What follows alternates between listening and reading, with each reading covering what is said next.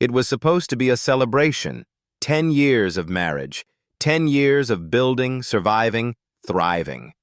Camille had chosen the restaurant herself, Le Verre Blanc, the kind of place where the wine list came on linen, the waiters wore cufflinks, and the menu didn't bother listing prices. She wore a navy blue sheath dress, understated but elegant. Her husband, Andre, was in a dark suit, quiet power in every stitch. They stepped into the lobby hand in hand, radiant, successful, and proud, but to the hostess behind the marble podium they were invisible, or worse, unwelcome. "Name?" the hostess asked without looking up. "Hayes, reservation for 2, 7 p.m., Andre replied, his voice calm but firm. There was a pause, a flicker in her eyes, then a tight smile. "Sorry, we don't have anything under that name." Camille raised an eyebrow. "I received a confirmation email this morning." The hostess tapped the screen, then shrugged. "We're fully committed tonight." Her tone was sharp. Final. Just behind them, a white couple walked in. No reservation, no wait. The hostess lit up, ushered them in without question. Camille saw it. Andre saw it. The lie was plain as the chandelier above them. Camille stepped forward. "Is there a manager we can speak to?" A man in a tailored blazer emerged, carrying the same fake smile. "Is there a problem?" he asked, his voice dipped in sugar and steel. Camille repeated their name, showed the email. The manager didn't even glance at her phone. Instead, he leaned slightly forward and said, "This establishment has a brand to uphold. We have a particular clientele." Andre stood tall. "What exactly do you mean by that?" The manager gave a dry laugh. "Sir, let's not escalate this. I'll ask you to leave now. Security will escort you if needed." That moment, sharp, public, humiliating, cut deep. Camille's eyes didn't blink. Andre's jaw stayed clenched. They didn't shout, didn't plead. They just stood there, calm as stone, while the room pretended not to watch. As they turned to leave, the maitre d' whispered something into his mic. Security approached, but Camille simply touched Andre's hand and said, "Not here, not yet." What the staff didn't know? The couple they just dismissed weren't just any black couple out for a fancy dinner. Andre Hayes wasn't a guest. He was the man who funded the foundation this restaurant chain stood on. Camille wasn't a woman to be ignored. She was the federal civil rights attorney whose name made corporate boards lose sleep. And what started as a dinner snub would soon explode into a national scandal. Not because they shouted, but because they didn't have to. They were about to serve justice, cold, quiet, and unforgettable. The valet handed over the keys with a stiff smile, unaware he'd just watched the owners of his employer walk away without a word. Andre and Camille drove off in silence. Not because they didn't know what to say, but because there was too much that didn't need saying. In the quiet of their Mercedes, the city's skyline blurred behind them like a polite curtain falling after a failed show. 15 minutes later, they pulled into the underground garage of their River North condo. Andre tapped the remote, lights flickered on, and the steel gate slid shut behind them. He loosened his tie but said nothing. Camille didn't press. She knew that look, half storm, half restraint. It was the look he wore when banks questioned his income despite his portfolio, when investors assumed he was the assistant instead of the partner. But tonight had gone a step further. They hadn't just been turned away. They'd been erased. Upstairs, Camille kicked off her heels and poured 2 glasses of red wine. She handed one to Andre, then sat beside him on the leather couch, legs curled under. "I told you something was off about that place," she said softly. Andre didn't answer right away. He stared at the skyline for a long beat. Then, "I gave them $6.5 million in seed funding. I believed in what they pitched. Modern elegance, inclusive vision, minority-owned suppliers. I even helped recruit the original executive chef." He turned to Camille. "But somewhere along the way, that vision got whitewashed into something else." Camille sipped her wine, eyes steady. "You believed the money could change the system. that if you built something exceptional, it would rise above the bias. But baby, money doesn't erase unconscious bias. It just buries it under tablecloths and reservation books. He chuckled darkly. You know what's ironic? They sent out a press release last year about diversity initiatives. You remember that? I do, Camille said. They hosted a charity dinner for underserved youth, none of whom could afford to eat there again. Andre leaned forward, fingers steepled. I invested in Lever Group because I wanted a new model, not just fine dining, but opportunity. A chain that didn't cater to old money or old prejudices, but tonight proved something. Those ideals don't trickle down if you're not there watching every drop. Camille's expression sharpened. This isn't just about you being dismissed. This is about systemic behavior. You didn't get turned away because of a glitch. You were profiled, denied because someone made a snap judgment based on skin tone, not status. Andre nodded slowly. Racial profiling in a tuxedo.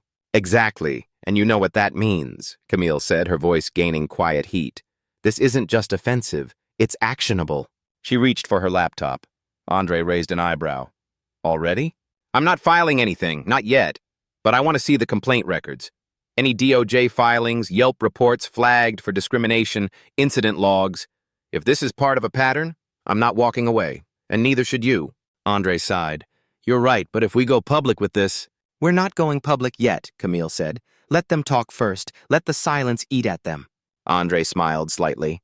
That's why I married you, she smirked. That and the fact I can cross-examine a CEO blindfolded. Over the next hour, Camille searched case logs and public records while Andre pulled up internal documents from his investor portal. Nothing explicit, just notes, service ratings, and operational reports. But a pattern started to form. Complaints about treatment of certain customers, a disproportionate number of cancellations for Black or Latino-sounding names. One file even flagged a diversity training session that had been deprioritized for budget reasons. This isn't just a fluke, Camille muttered. This is embedded. Andre scrolled down.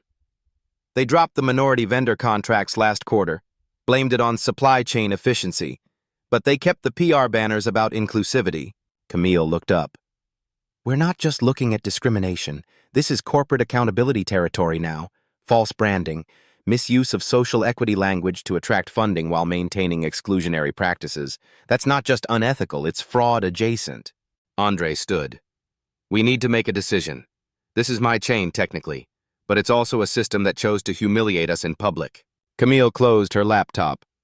Then maybe it's time they answer to someone who doesn't need a reservation to walk through the front door? They spent the next day quietly gathering more evidence. Camille reached out to contacts in the Civil Rights Division. She didn't name the restaurant yet, but floated a hypothetical.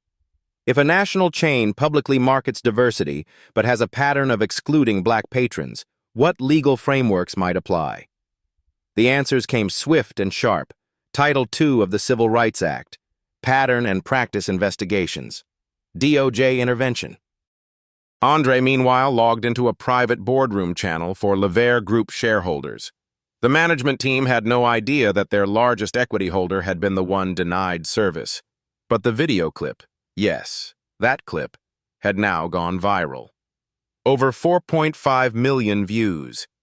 Camille and Andre's faces were blurred in most reposts, but the context wasn't.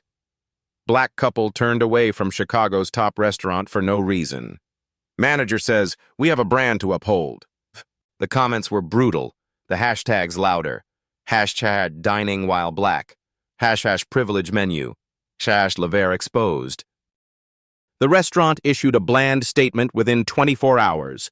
We strive to provide a welcoming environment for all guests. We are currently reviewing the incident internally. No names, no apology. Camille read it and scoffed. Classic damage control, but no accountability. Andre shook his head. They don't even know who we are yet, and they're already scrambling. Camille leaned back in her chair, rereading the statement for the third time. You'd think with all that PR money they could afford better damage control, she muttered. Andre smirked, scrolling through the investor board messages. They're in full panic mode. One junior partner asked if this would affect the upcoming IPO. Another's demanding an emergency board meeting. Camille's eyes narrowed. Did you respond? Andre looked up. Not yet. I'm waiting until they twist themselves into a full knot. Let them underestimate the storm coming. We've seen it before.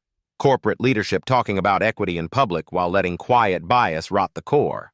Camille nodded slowly. What they don't understand is this isn't just about race. It's about trust.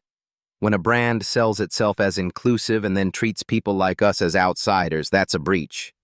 And if that breach intersects with civil rights law, we're not just talking optics, we're talking federal exposure. Andre tapped the keyboard, then turned the screen toward Camille. The board meeting is scheduled for Tuesday. Closed door. I'll be there, virtually. Camille's lips curled slightly. You should go in person. Andre raised an eyebrow. You sure? She met his gaze. Let them look you in the eye when you tell them they just tried to eject the man who signs their checks. That weekend, Camille began drafting an internal memo for the DOJ, detailing a potential pattern of exclusion based on consumer feedback data, service audit inconsistencies, and visual evidence from social media. She didn't mention names, but the markers were all there. Coded discrimination, selective hospitality, and racially biased service policies that could trigger a formal civil rights investigation under Title II. Andre, meanwhile, called a silent meeting with two other investors he trusted. Both black, both quiet power players with significant equity stakes. Over coffee in a private room at the Peninsula, he laid it out clearly. Levere isn't just failing a PR test. It's failing its own mission. The chain was built on the promise of access, culture, and equality. That promise has been broken. The two men exchanged looks. One leaned forward. If you push this, we're behind you. But it has to be decisive. No half measures. Andre nodded. I'm not trying to burn it down. I'm trying to rebuild it. But some walls need to fall first. By Monday morning, Levere's corporate office was fielding media calls from every major outlet. The New York Times, CNN, BuzzFeed, even Forbes, each asking variations of the same question. What policies are in place to prevent discriminatory treatment of guests? The chain's communications team issued a follow-up statement, this time more frantic. We deeply regret the misunderstanding and are committed to implementing new diversity training protocols immediately. Camille read it over Andre's shoulder and said flatly, They're still calling it a misunderstanding. That's not accountability. That's spin. Andre checked his watch. They'll try to minimize it until they realize who was in that lobby. That realization hit like a brick the following day. Andre arrived at the Levere boardroom in Chicago promptly at 10 o'clock a.m. The executive team froze when he walked in. Some recognized him only from investor decks. A few didn't recognize him at all, but the chairman, a silver-haired man in a designer suit, stood to shake his hand, overly formal. Mr. Hayes, the chairman said, we didn't expect you here in person. Andre sat unbothered. Didn't want to disrupt your assumptions any more than necessary. There was an uncomfortable silence. Andre reached into his leather briefcase and slid a folder across the table. Before we begin, I'd like to clarify something. The couple in that viral video was me and my wife, Camille Hayes, Civil Rights Division, U.S. Department of Justice. Mouths opened, closed, one man visibly paled. Andre didn't flinch. You failed to uphold the values this brand was founded on. You failed your investors, your customers, and your mission. And you did it so reflexively, so confidently that you didn't even pause to question your own bias. The CEO tried to speak. We had no idea. Exactly, Andre cut in. That's the problem. You didn't know, and you didn't care to look deeper. Because on site, we didn't fit your profile of who belongs here. That's not just poor service. That's structural bias. And that bias is now costing you more than reputation. It's attracting legal scrutiny. He slid the second folder over. This is a formal notice that the Department of Justice has initiated a civil inquiry into discriminatory practices within high-end hospitality venues. Levere Group is being named in the initial review. No one spoke. Andre stood. You'll be receiving a follow-up from our legal counsel. But here's what I want you to understand. This isn't revenge. This is correction. And correction, gentlemen, is overdue. Back in the car, Camille waited, hands folded over her lap. She looked up from her phone. How'd it go? Andre exhaled, like walking into a room full of ghosts. She smiled. Good, now let's bring them back to life. with consequences. By Thursday, the ripple had turned into a riptide. Lavaire's executive inboxes were overflowing. Multiple vendors requested to terminate contracts pending reputational review. A major hospitality investment firm announced they were reevaluating exposure to discriminatory risk. News outlets pushed harder. Customers posted boycott videos under the hashtag #MenuOffExclusion, calling out the brand for peddling a polished experience for the privileged. One woman uploaded a reel captioned, $300 steak, free racism. But Camille hadn't spoken publicly. Not once. And that silence made the speculation even louder. While social media begged to know the identities of the couple in the video, Camille met quietly with two senior DOJ officials in a private briefing room in Washington. She laid out the documents: guest service inconsistencies by racial background, staff behavior patterns, coded language in internal training memos. The senior counsel read the top page, then looked up. "You're sure about the investor connection?" Camille nodded. "My husband, he's been the largest equity holder for 4 years. One official raised an eyebrow. "And they didn't recognize him?" "They didn't try to," Camille replied. "That's the point." The DOJ formalized a preliminary inquiry into discriminatory service practices in the upscale dining industry, beginning with Lavaire Group as the case study. They wouldn't announce the investigation publicly, yet. But subpoenas were drafted. Compliance warnings were signed. Meanwhile, Camille began contacting prior complainants, quietly. Patrons of color who had been turned away, seated late, charged service fees inconsistently. She didn't promise outcomes, just listened, built the file. And in Chicago, Andre moved with equal precision. He convened a confidential board session via proxy vote. Then, citing the company's bylaws and investor protection clauses, he called for a full executive review of the CEO and regional directors. The room went cold.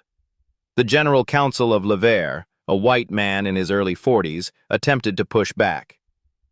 "Mr. Hayes, let's not make hasty moves under emotional pressure." Andre didn't raise his voice. "Emotion? This isn't emotion. This is accountability. And if I have to remind this room what breach of fiduciary duty looks like, I can do it with names and timestamps." The CEO's voice cracked. "What do you want?" Andre folded his hands. "Public accountability, a strategic overhaul, and consequences for everyone involved in the cover-up." The CEO said nothing. His silence was agreement.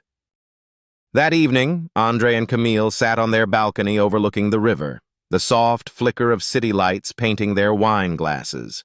Camille pulled her laptop closer, eyes fixed on an alert. "They're announcing a press conference tomorrow." Andre didn't blink. "Let them talk first. We'll show them what real power sounds like when it speaks last." The next morning, Lavaire Group went live at 10 a.m. sharp. The CEO stood at a podium, jaw tight, camera flashes popping. "We regret a recent incident in which guests were refused service at one of our flagship locations. We now understand that this couple includes a federal civil rights attorney and a senior investor in our company." He paused. "We are launching a company-wide diversity training initiative and have placed multiple staff members on administrative leave. We will be restructuring our service code to reflect greater equity and hospitality for all patrons." Then came the moment everyone waited for. The reporter in front asked bluntly, "Will Camille Hayes and Andre Hayes be speaking publicly?" The CEO fumbled, then forced a smile. "They've chosen to handle this privately, but we're grateful for the opportunity to correct course." Except that wasn't quite true. That afternoon, Camille and Andre released a pre-recorded joint statement on their own terms. No drama, no anger, just clarity. Camille appeared on screen first, sharp navy blazer, soft but serious expression. "My name is Camille Hayes. I am a civil rights attorney with the U.S. Department of Justice. Last week, my husband and I were denied service at a restaurant I now know he helped build. This experience, while personal, is part of a broader pattern we see across many industries, where appearances become gatekeepers and bias wears a uniform of standards." Andre followed, seated beside her. "I invested in Lavaire to build a space that celebrated excellence for everyone, not just a privileged few. That vision was compromised. So we've taken action to ensure that what happened to us never happens again. Camille added, "This isn't about revenge, it's about systems, and about the fact that some of us don't get the benefit of the doubt even when we own the building." The video went viral in minutes. Clips flooded TikTok, Instagram, and Twitter. Media channels picked up Camille's quote, "Some of us don't get the benefit of the doubt even when we own the building." It became a rallying cry, printed on protest signs, screen printed on T-shirts, turned into spoken word poems. But the climax didn't stop at symbolism. 2 days later, the DOJ formally announced its inquiry. News anchors across the country covered the case under segments like Civil Rights in Corporate America, Bias at the Table, and When Ownership Isn't Enough. Lavaire's stock price dipped. The IPO was postponed indefinitely. Internally, 3 senior executives resigned. Camille received a direct call from a senior White House advisor who asked, not subtly, if she was considering higher office. She politely declined. And Andre? Andre restructured his stake in Lavaire. He didn't sell, he absorbed more. Reclaimed voting rights. Dissolved the old executive board. And 1 week after the public apology, he made his quiet move, appointing a new CEO, a black woman with 20 years of hospitality experience and a zero-tolerance policy for discrimination. The announcement was made with no fanfare, just a press line.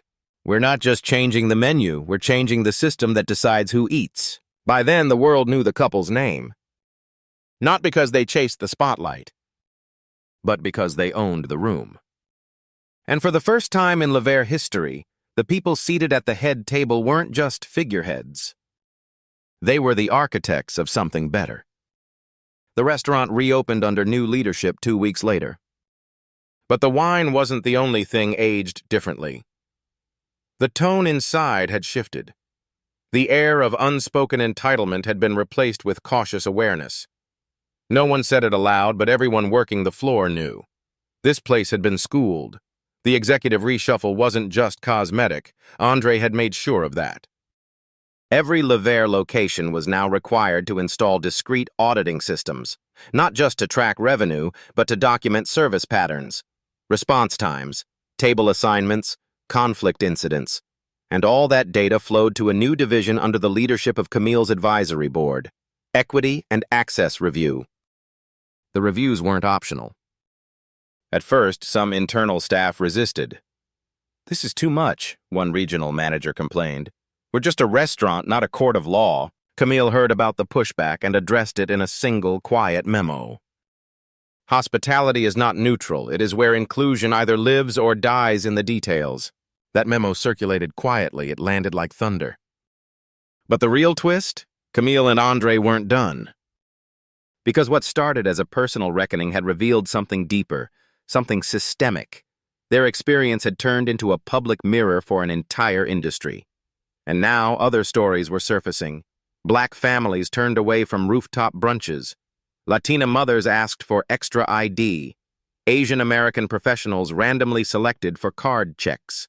Hundreds of microaggressions hidden behind polished menus and smiling maitre d's.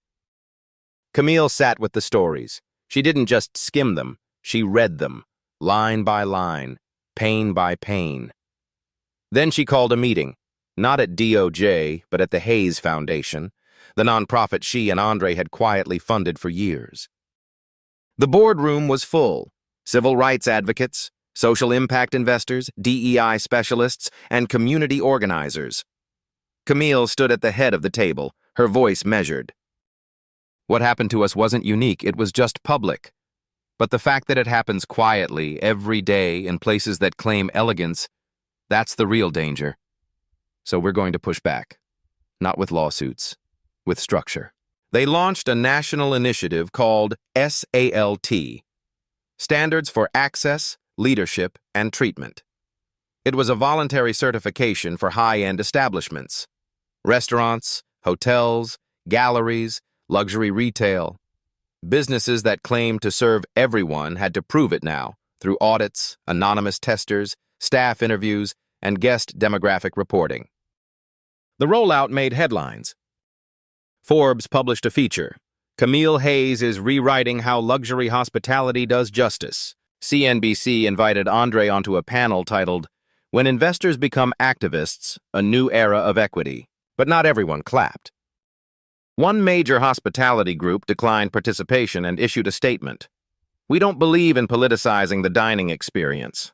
Camille responded on a podcast. "It's not politicization to expect equal treatment. It's not controversial to believe you shouldn't be humiliated because of your skin tone. What is political is pretending exclusivity equals excellence." That quote trended for 2 days straight. And then came the phone call neither of them expected. The governor of Illinois, who had kept silent during the fallout, requested a meeting. Privately, no press. They agreed. Inside the state capitol, the governor got straight to the point. "You've exposed something big. Bigger than this one chain. There's momentum. People are listening. What if we backed SALT at the state level?" Camille raised an eyebrow. "You mean turn it into law?" "Start with incentives," he said. "Tax breaks, public ratings, then see where it leads." Andre and Camille didn't say yes, not yet. But on the way out, they looked at each other, and they both knew. This was bigger than a table now. This was about who gets to belong. And power, once awakened, doesn't go back to sleep. Within 60 days of the SALT launch, over 100 establishments applied for assessment. Not out of guilt, but survival. The public had shifted. Reviews weren't just about food anymore. Diners filmed everything now. How long it took to be seated, who got water first, who received eye contact, and who was ignored. The invisible was now measurable. And Lever? It had become the gold standard for redemption. Each of its restaurants now displayed a sleek brass plaque near the entrance. SALT certified. Verified inclusive service environment. It wasn't just branding, it was a message. We've been humbled, and we're doing the work. Andre conducted surprise walkthroughs in casual clothes, sometimes alone, sometimes with Camille. Staff no longer glanced past him. They greeted him by name. Not because he demanded it, but because culture had changed. At his insistence, every employee completed not just basic DEI training, but quarterly sessions rooted in behavioral accountability and unconscious bias resilience. But what stunned the public most wasn't the training. It was the hiring. Andre had quietly transitioned ownership stake to include frontline employees. Hostesses, kitchen staff, servers, all became minority shareholders in a new inclusive ownership plan. That structure became a viral headline in itself. He was denied a table, then gave the staff the power to build their own. Business schools studied it. Podcasts dissected it. College students wrote essays on it. And still, Camille remained grounded. "This isn't a victory lap," she reminded the press. "This is a correction path. We're not done." Because the reckoning had reached Capitol Hill. In Washington, a congressional subcommittee on economic equity invited Camille to testify. She spoke calmly, without performance, without anger. The problem isn't just that discrimination happens, it's that it happens invisibly, politely, institutionally. We've been taught to chase seats at the table, but what if we changed the table itself? A congresswoman from New York leaned forward. "And how do you propose we do that?" Camille answered without hesitation. "By tying access to consequence, by making equity a business metric, not a moral afterthought, and by reminding every industry that the people they exclude today may be the ones who sign the lease tomorrow." The room fell quiet. The clip went viral. But while policymakers debated, the public acted. The Hayes Foundation released a toolkit for community-led equity audits. Local organizers used it to conduct silent evaluations at hotels, spas, and shopping malls. Some businesses responded with enthusiasm. Others, not so much. A luxury clothing chain threatened legal action after being flagged for discriminatory fitting room practices. Their lawyers claimed the audits were subjective and defamatory. Camille responded in one sentence, "So is your treatment of our bodies in your stores." They backed down within the week. Meanwhile, Andre was building something new. Not just restaurants. A full-scale equity hospitality accelerator. A mentorship and funding platform for BIPOC chefs, designers, and hospitality entrepreneurs. Not a grant, a partnership. Ownership over aesthetics, menus, and space. He unveiled the first cohort of 10 young founders, each with their own vision, each backed with 6 figures of startup capital. The announcement closed with Andre saying simply, "We're not fighting for scraps at someone else's table. We're building our own." It wasn't just a business move, it was generational. And the first restaurant of that program? It opened just 6 blocks from the very location that once turned him away. The name of the new place? Reservation required. But now the meaning had changed.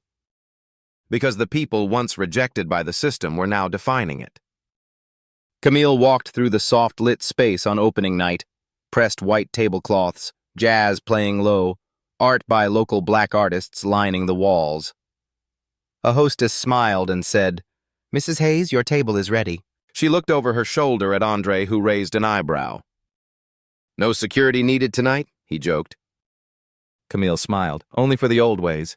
As they sat down, they noticed a familiar face approaching, a young man who had once worked as a busboy at Le Verre.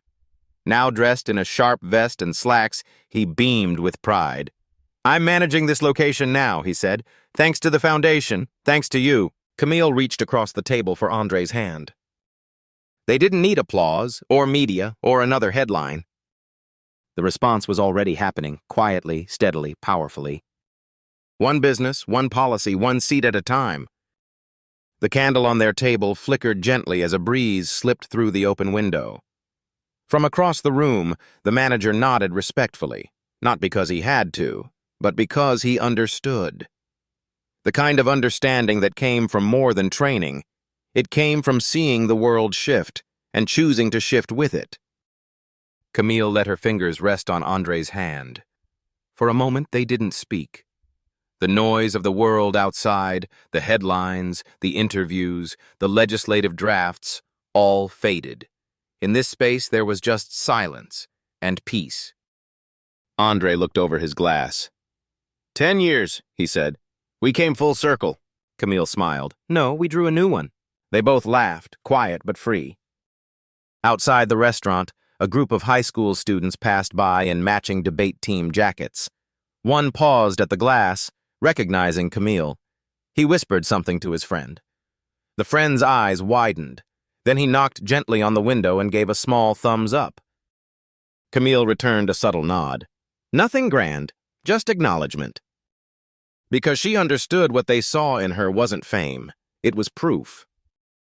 Proof that power could be graceful, that justice didn't always wear a robe or badge. Sometimes it wore curls, glasses, and a quiet smile that told the world, "I know exactly who I am." That night they walked home instead of taking the car. It was a warm evening in the city, the kind that reminded them why they stayed.